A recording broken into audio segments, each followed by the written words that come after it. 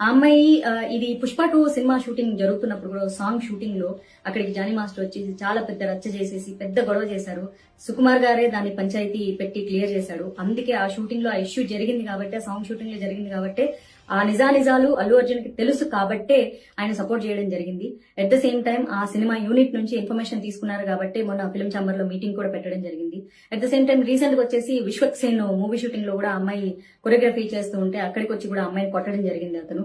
ఆ అమ్మాయికి 100 మెసేజ్లు పంపిస్తాడు. I miss you, I miss you, I miss you, I will marry you, నువ్వు ఇప్పుడు అర్జెంట్ గా సినిమా షూటింగ్ స్టాప్ చేసి రాకపోతే నేను చంపేస్తాను, నువ్వు నన్ను పెళ్లి చేసుకుంటావు లేదు, ఇట్లాంటి చాటింగ్లన్నీ చాలా ఉన్నాయండి. ఈ సాక్ష్యాలన్నీ ఆ అమ్మాయి పోలీస్ స్టేషన్ లో ప్రొవైడ్ చేసింది. వీడియో చాటింగ్లు కానీ, లేకపోతే వీడియోలు కానీ, పెట్టిన వీడియోలు కానీ, చాటింగ్లు కానీ, ఇవన్నీ కూడా పోలీస్ స్టేషన్ కి అమ్మాయి సబ్మిట్ చేయడం వల్ల ఎఫ్ఐఆర్ ఫైల్ చేసుకోవడం జరిగింది, చార్జ్ షీట్ చేయడం జరిగిందండి.